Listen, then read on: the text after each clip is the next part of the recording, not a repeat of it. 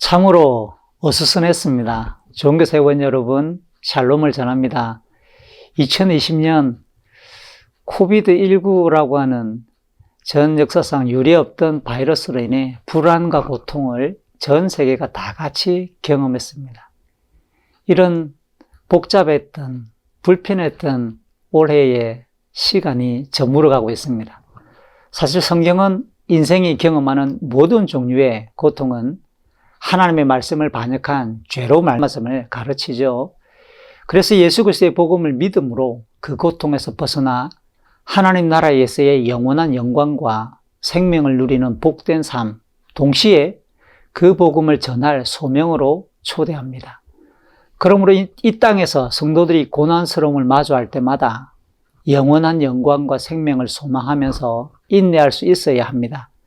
그러한 믿음과 소망의 인내는 이웃들에게 복음을 안내하는 통로가 됩니다. 예수님은 마태복음 7장 13절, 14절에서 이 땅의 인생을 길로, 그 길의 끝인 죽음을 영원으로 향하는 문이라고 비유하셨습니다. 그런데 매우 좁고 불편해서 사람들이 많이 찾지 않는 길도 있고요.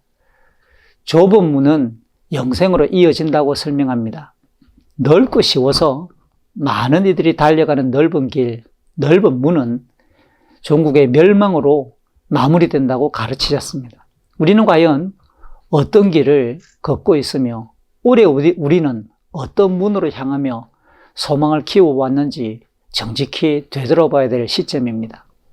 오늘은 디모데후서 4장을 통해 영원한 영광을 소망하며 소명에 충실한 삶을 지속해야 할 것을 나누고자 합니다.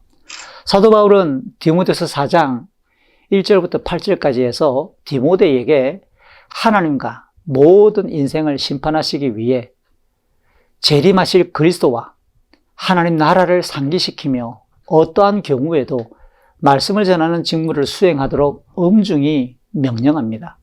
그 소명의 길에서 오래 참고 죄를 꾸짖거나 경계시키며 거룩한 삶을 권하도록 안내합니다.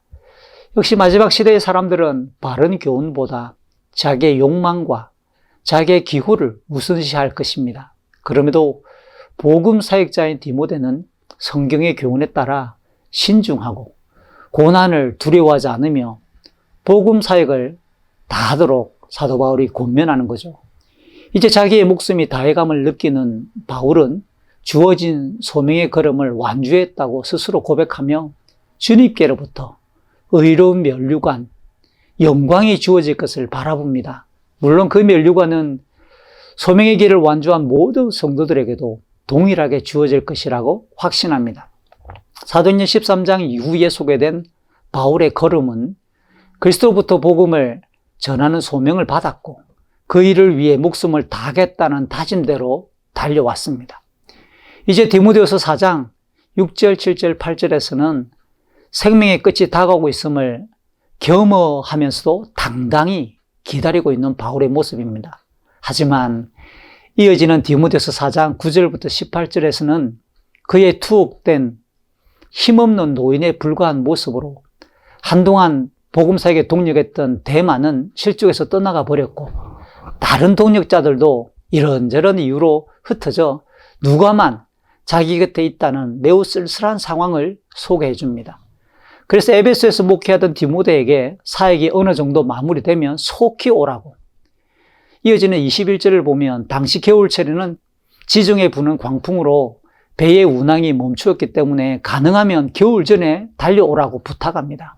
오는 길에는 겨울 추위를 대비하도록 드로아의 가보에게 맡겼던 겉옷을 가져오고 양가죽이나 소가죽에 필사되었을 성경도 가져오도록 당부하여 비록 로마의 감옥에 있어 현재의 형편이나 행색이 초라할지라도 마지막까지 말씀을 연구하거나 전하려는 의지까지 드러냈습니다.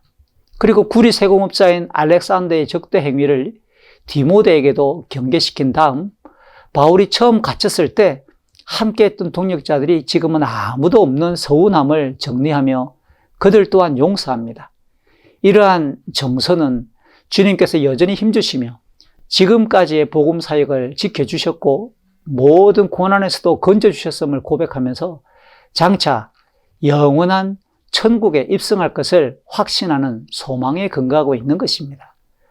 또한 마지막 부분인 디모데서 4장 19절 이후 22절까지는 디모데에게 바울을 위해 목숨이라도 내놓을 선한 열정으로 동력했던 브리스가와 아굴라 부부에게 문안하도록 부탁합니다. 이들 부부는 사도행전 18장이나 로마서 16장 23절 등을 참고해 볼 때 사도 바울이 고린도에서부터 복음을 전하고 교회를 세울 때 동력했으며 바울이 에베소를 갔을 때도 동행했고 이후 그들은 로마로 갔다가 지금 에베소에서 사역하는 디모데에게 그들에게 문안하라고 하는 말을 보면 다시 에베소로 와서 그 지역의 교회를 섬기고 있을 것임에 틀림이 없습니다.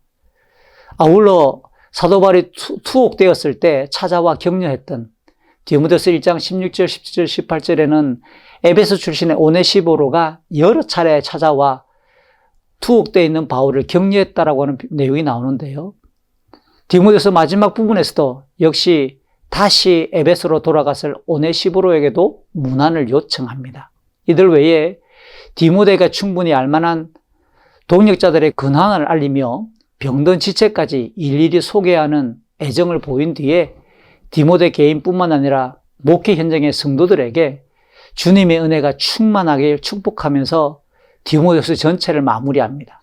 이런 인사는 주님의 살아계심과 은혜의 능력을 아는 자의 소망이 따뜻하게 담겨있는 인사말이죠. 저는 지금까지 디모데서 4장을 여러분과 함께 간략하게 정리해 봤는데요. 구약성경 전도서 3장 11절은 하나님께서 사람에겐 영원을 사모하는 마음을 주셨고 하나님께서 하시는 일의 처음과 마지막을 알 수 없게 하셨다고 교훈합니다. 그러므로 우리 성도들은 마땅히 이 땅 너머의 영원한 하나님 나라를 간절히 소망하면서 믿음으로 남은 생애를 좁고 불편하지만 진리의 길을 걷는 자들이라고 규정할 수 있습니다.